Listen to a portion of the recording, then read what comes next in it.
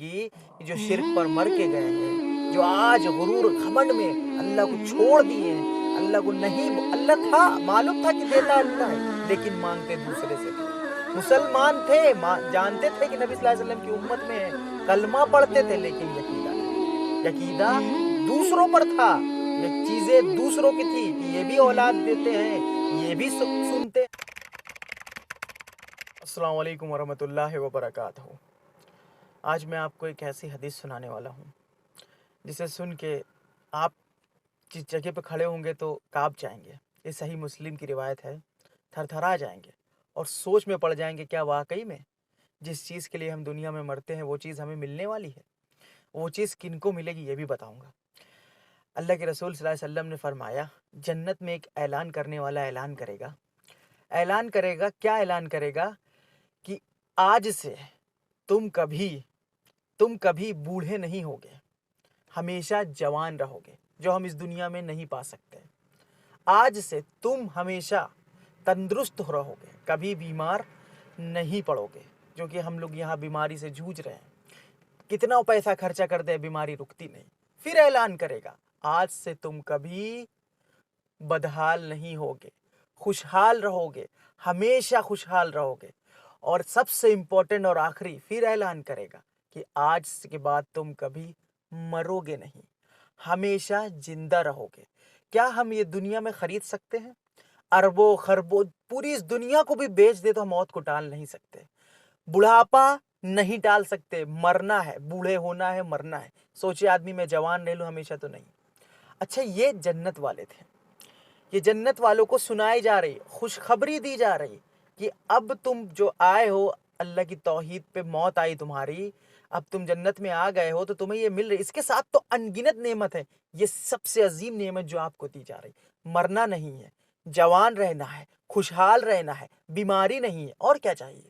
اور کیا چاہیے؟ فل عیاشی مطلب جس کو کہتے ہیں نا دنیا میں عیاش والی زندگی آدمی جیتا، ہر طرح کی چیز وہاں پہ ہوگی۔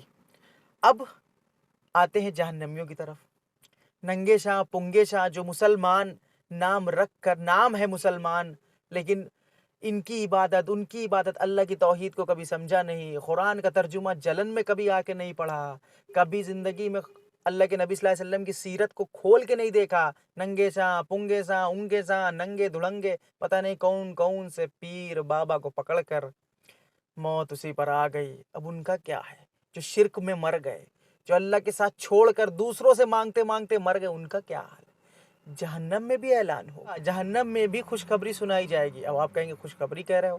خوشخبری یہ رہے گی کہ جو شرک پر مر کے گئے ہیں، جو آج غرور گھمنڈ میں اللہ کو چھوڑ دیے ہیں، اللہ کو نہیں، اللہ تھا، معلوم تھا کہ دیتا اللہ ہے، لیکن مانگتے دوسرے سے تھے۔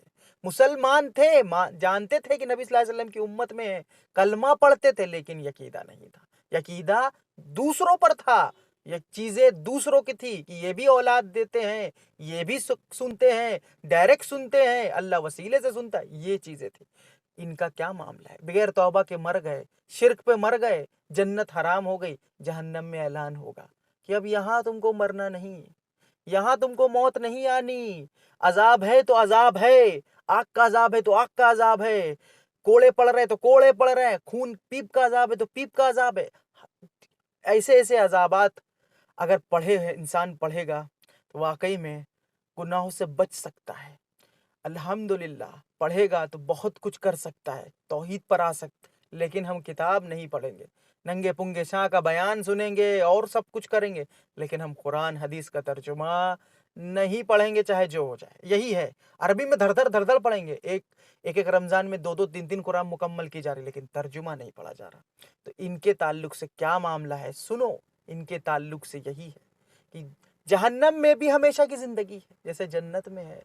کہیں گے جہنمی، کہیں گے اللہ ہم کو موت دے دو، اللہ کہے گا یہاں موت نہیں ہے، موت نہیں ہے، موت کو آخرت میں موت دے دی جائے گی، موت کو موت دے دی جائے گی۔ اور یہ جہنمی اتنا روئیں گے، اتنا روئیں گے، اتنا روئیں گے کہ ان کے آنسوؤں سے نبی صلی اللہ علیہ وسلم حدیث میں فرماتے ہیں کہ کشتیاں چلائی جا سکتی ہیں، اتنا آنسو ہو جائے گا کہ کشتی چلائی جا سکتی ہے اس میں۔ سوچو میرے بھائی، ابھی بھی ٹائم ہے، آؤ توحید کی طرف، मजबूती से तौहीद पकड़ो, उसके बाद नमाज पकड़ो, इंशाअल्लाह स्टेप बाय स्टेप सब कुछ आ जाएगा। लेकिन सबसे मजबूती से तौहीद, शिर्क और बिद्दत से इतनी तगड़ी दुश्मनी करो, इतनी तगड़ी दुश्मनी करो, जान जाओ कि ये शैतान शिर्क बिद्दत करवा के हमको जहन्नम में लेके जाना चाहता है। इससे खूब अच्छे से दुश्मनी कर लो। अगर आपने इसको अपना दोस्त बनाया तो फिर ख़त्म है, तो फिर तैयार हो जाओ मेरे भाई। जन्नत जहन्नम दो चीज़ है, आपका यहीं से टिकट मिलेगा।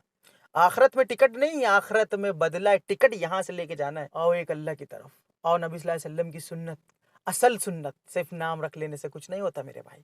असल क्या करके गए, कैसे जन्नत मिलेगी, जन्नत का ख्वाहिशमंद लालची बनो कि जन्नत में इंशाअल्लाह जाना है। लेकिन अमल का टोकरा अगर खाली है, शिर्क पे मौत आ गई, कुफ्र पे मौत आ गई, तो फिर तो खत्म, कोई फायदा नहीं है, बेकार अनसक्सेसफुल जिंदगी रही आपकी। लेकिन अगर तौहीद दुनिया में ना मिला, बहुत सारी चीज़ें ना मिली ना सही, लेकिन अगर आखिरत इंशाअल्लाह तौहीद पे जमे रहे, इसी पर मौत आ गई, अल्लाह हमसे राज़ी हो गया, और हमको तो पता नहीं, लेकिन हमारे अमाल हमको बताते हैं कि अल्लाह हमसे राज़ी है या नहीं राज़ी। हम नमाज नहीं पढ़ रहे हैं, कैसे अल्लाह राज़ी हो? हम तौहीद पर हैं नहीं, तौहीद का अता पता नहीं, सिर्फ मुसलमान के घर में पैदा है लेकिन कुछ नहीं मालूम, तो क्या क्या चीज़, कैसे अल्लाह राज़ी? सोचो मेरे भाई। बस यही मेरी बात थी। ये हदीस सही मुस्लिम की रिवायत है, मैं दलाइल दे दूंगा। इस वीडियो को ज़रूर शेयर करना, शायद यह बात किसी के दिल में उतर जाए। मिलते हैं अपनी अगली नेक्स्ट वीडियो में, तब तक के लिए अस्सलाम वालेकुम, जय हिंद।